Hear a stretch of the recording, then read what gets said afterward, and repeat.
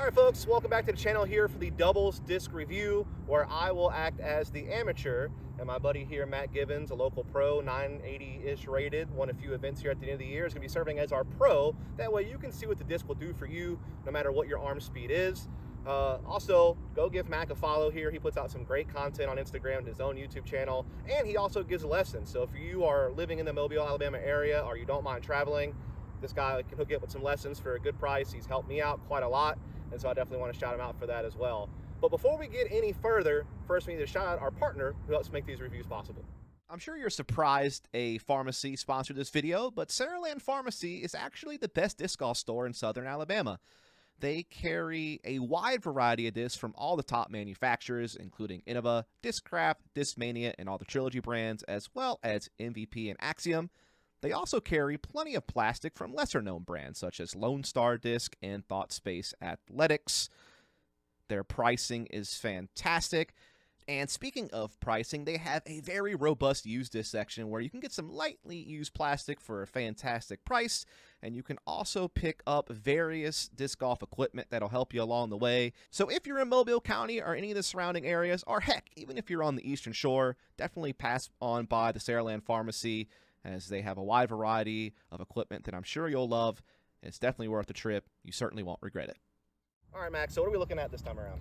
We are looking at the Mango from Clash Discs. It's a mid-range. You have the flight numbers on yours. So. I do. It is 5404, so it's meant to be a bit of a beefcake. Yeah, so from first impressions, it does seem like it's going to have some stability just from feeling it. The plastic has a little bit of give, but it's stiff enough. It feels like it's going to last a long time.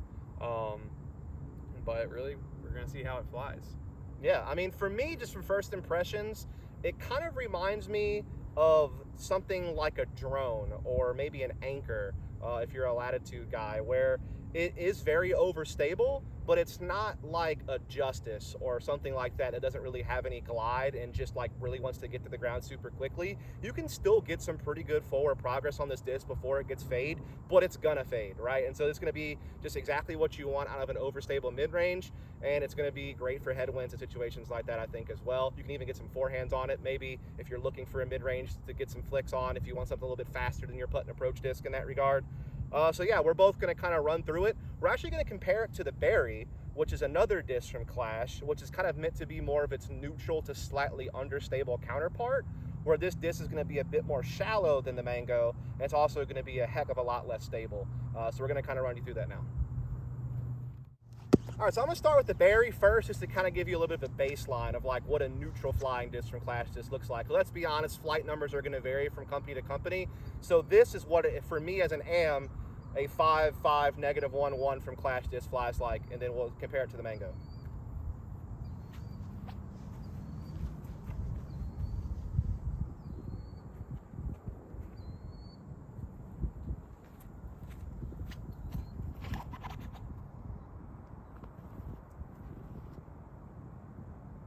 I mean, that's about as straight as she gets until it runs out of speed. It reminds me a lot, actually, of like, that's brand new, of course, so it's not really seasoned, but it reminds me of like what a brand new Claymore would fly like, or like a brand new Hex, maybe even like a Pathfinder, just like a lower profile neutral mid.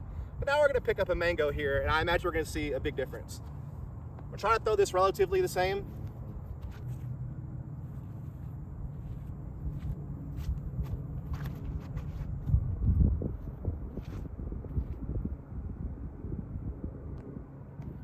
She overstable, but again, not like Justice overstable. For me, it's more similar to like a Verdict or an Anchor or a Drone or something along those lines, at least for my arm speed. It might be a little bit different for Mac, who has a lot of experience with the drone because he bags one, I think, so he can maybe give you a better idea. But now I'm gonna try to throw a Mango again.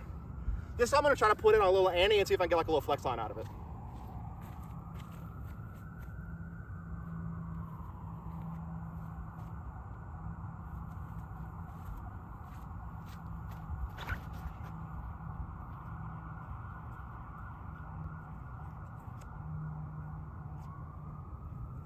So as you can see, I really forced that thing over, really tried to flex it. It definitely flew a lot straighter because of that, but definitely still had a lot of overstability to fight out of it, get to that fade. And so definitely, even for an amateur, if you feel like it's gonna be a little too overstable for you, for just like a stock straight shot or something that you're just going to kind of throw flat on slide hyzer, it's definitely something that you might be able to use for some tighter flex lines. If you're trying to bend the disc left to right, you could definitely probably still get some use out of this disc for sure.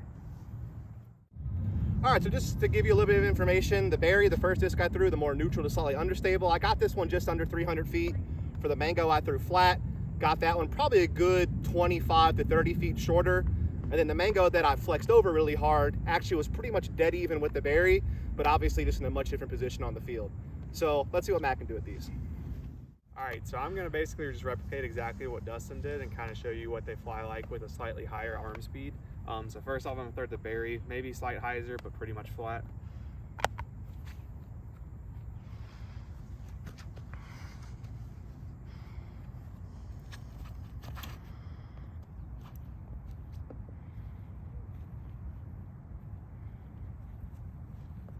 Basically just went dead straight. Now we're gonna do the exact same thing with the Mango.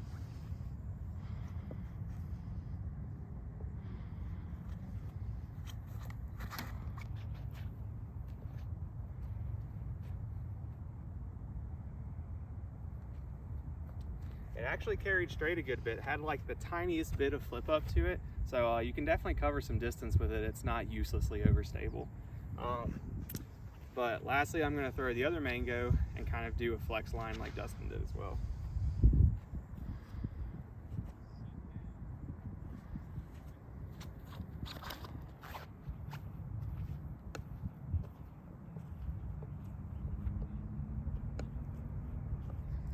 So that one actually held a really long time, surprisingly long time for me. So I'll go collect them and tell you what the distances were. All right, so I range found the Berry right at 340. Funny enough, this Mango, the one I threw flat, was a foot away from the Berry, but I think that's because it got a good forward skip out of it. So I would say it probably landed a good 15-20 feet shorter, so we'll call it around 320. And this one, which was the flexed one, it never came out really, just kind of held the whole time and got out to about 360, 365. So you can definitely clear some distance with them. They might be a little less stable than the flight numbers would suggest, but that does not mean that they're not useful by any means. They look like they're good, reliable mid-ranges to, fight winds. They're gonna hyzer out, but they're not gonna dump and just be, you're not gonna end up 40 feet short of the basket. So definitely a disc worth having in your bag. All right, so now to give you some final thoughts. For me, as an AM with the slower arm speed, this is actually quite an overstable mid-range. Again, nothing crazy like a Justice or a Mutant or something along those lines, but to me, it kind of flew more similar to, say, a Buzz OS or drone type feel. Just something kind of in that slightly overstable category, definitely more than, say, a Buzz would give you or any neutral mid-range. Definitely a little bit more fade at the end of its flight, a little bit more ground action, and just overall a little bit more trustworthiness and winds and things of that nature. Whereas I imagine for Mac, it's not quite as overstable as it is for me. Yeah, no, like I said earlier, it's not quite as overstable as the numbers would suggest, or really just how it feels, but that's not a bad thing. It just means it's maybe not what you would initially think it is. The lack of super overstability like a Justice would is actually a good thing. It means you can kind of finesse it better in the woods, or if you've got some delicate greens to come into. So it's good in that regard as well. It's always good to have a trusty, stable mid-range or overstable mid-range in your bag, so you always know what it's going to do. One thing I will say is it seems like it's not the most torque resistant disc in the world. Just from kind of tossing it around with forehands as well, it seems to flip up a little bit, so maybe any off-axis torque is not going to be this disc's friend, so just keep that in mind. Yeah, so without further ado, that's going to kind of wrap it up for our review of the Mango. Make sure that you follow up and subscribe. Do the same for Mac. All the information will be in the bottom below. See you on the next one.